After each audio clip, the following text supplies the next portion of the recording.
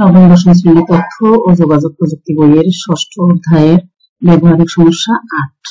ইংরেজি ছোট হাতের কোন অক্ষর ভাওয়েল না কনসোনেন্টস তা জানার জন্য একটা প্রোগ্রাম লিখি। তো এটা জানার আগে আমাদেরকে এই বিষয়টি সম্পর্কে একটু ধারণা থাকতে হবে। এই যে ম্যাচ স্টেটমেন্ট কি, পাইথন প্রোগ্রামে এলইফ স্টেটমেন্টের অনুরূপ কাজে অর্থাৎ একাধিক স্টেটমেন্ট থেকে নির্দিষ্ট কোন স্টেটমেন্ট নির্বাহের জন্য ম্যাচ স্টেটমেন্ট ব্যবহৃত হয়।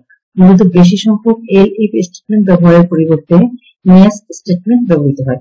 ম্যাচ স্টেটমেন্টের সাথে অতিরিক্ত কেস ও ব্রেক স্টেটমেন্ট ব্যবহৃত হতে পারে। এলইফ স্টেটমেন্ট কোন কন্ডিশনাল কিংবা রিলেশনাল এক্সপ্রেশনের উপর ভিত্তি করে উপযুক্ত স্টেটমেন্ট নির্বাচন করা হয়, কিন্তু ম্যাচ স্টেটমেন্টে সাধারণত কোন বৈধ ভেরিয়েবলের মানের ভিত্তিতে উপযুক্ত স্টেটমেন্ট নির্বাচন করা হয়। আর ম্যাচ স্টেটমেন্টের ফরম্যাট হলো নিচের এরকম হবে আমার ফরম্যাটটা।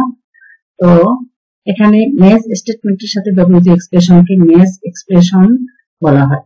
কেস স্টেটমেন্টে ম্যাচ এক্সপ্রেশন ভেরিয়েবলের সম্ভাব্য মান দেওয়া হয়। কেস কিওয়ার্ড ও ম্যাচ এক্সপ্রেশন ভেরিয়েবলের সম্ভাব্য মানের মাঝে ন্যূনতম একটা স্পেস থাকে এবং কোলন দ্বারা শেষ হয়। কেস স্টেটমেন্টে শেষে সাধারণত একটা ডিফল্ট স্টেটমেন্ট থাকে যাকে কোলন দ্বারা শেষ হয়। তো এইভাবে আমরা ব্যবহারিক সমস্যা 8 নিয়ে কাজ করব। তো আমরা শুরু করছি। এই হচ্ছে আমার কোড বসানোর ছোট হাতের অক্ষর টাইপ হবে নিচের প্রোগ্রামটি। এই হচ্ছে আমার কোড, ইনপুট অংশ। আমি এই কোড প্রিন্ট করব, কোড লিখবো সঠিকভাবে।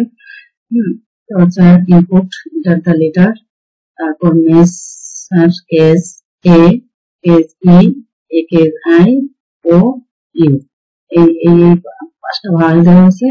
এছাড়া বাকি যা আছে এই যে কেস আন্ডারস্কোর, বাকিগুলো হচ্ছে is, print, sir, is a consonant. এই কয়টা বাদে, এই এ ই আই ও বাদে যে কয়টা থাকবে বাকিগুলো হচ্ছে কনসোনেন্ট। তাহলে আমি প্রোগ্রামে এই বিষয়টিকে ধরিয়ে দিলাম। এরপরে আমার প্রোগ্রাম রান হবে ঠিক এরকম। যদি আমার লেখার কোনো ভুল না হয় তাহলে আমার enter the letter A is a vowel, enter the D is a consonants. এই বিকল্প আরো একটা পদ্ধতি, বিকল্প পদ্ধতিরও একটা সমাধান দেওয়া আছে। আমরা একটা করে দেখি।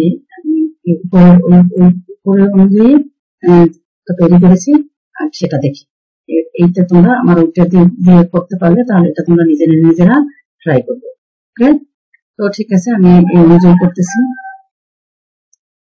আমি উপরের অনুযায়ী একটা প্রোগ্রাম তৈরি করে রেখেছি।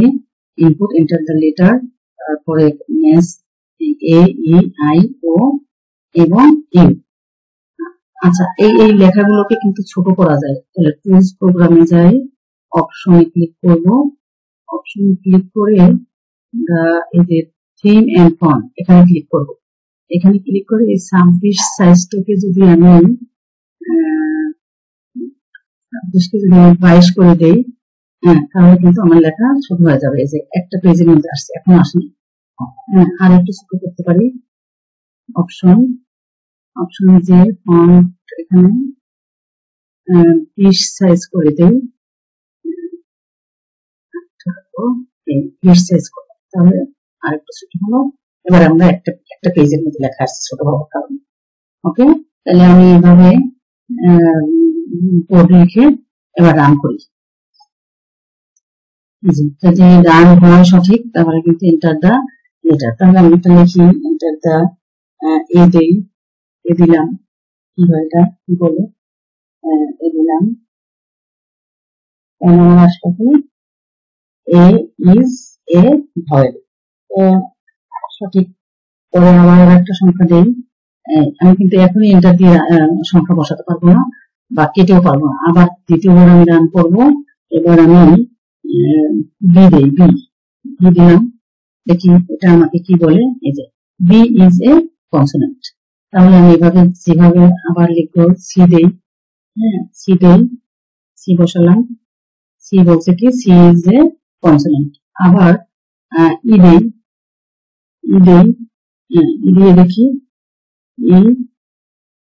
এই যে ইজ এ ভাওয়েল। যদি আমার প্রোগ্রাম সঠিক হয় তাহলে এইভাবে সঠিকভাবে রান হবে, না হয় রান হবে না। দেখে আমি একটা কন্টেন্ট তৈরি করে রেখেছি। পাইথনের এই হচ্ছে কোড, দ্বিতীয় বিকল্প পদ্ধতির কোডটা এখানে বসানো আছে। তারপরে যদি সঠিক হয় তাহলে এরকম আউটপুট আসবে, ভাওয়েল, কনসোনেন্ট।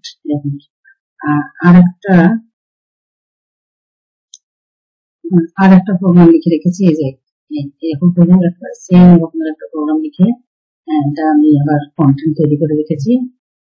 এই যে আমি এটা সঠিকভাবে করার পরে আমার এরকম রান হয়েছে। আবার প্রথমে একবার করার পরে আমার কিন্তু এটা সঠিক হয়নি। এই যে আমার এই স্পেস গুলো ঠিক রাখতে হবে। স্পেস গুলো যদি ঠিক রাখি, এই যে স্পেস গুলো আমাকে ঠিক রাখতে হবে।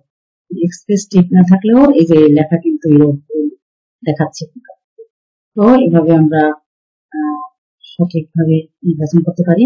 এই ছিল আমাদের ব্যবহারিক সমস্যা 8। পরবর্তী ব্যবহারিক সমস্যা নিয়ে পরবর্তী ভিডিওতে হাজির হবো।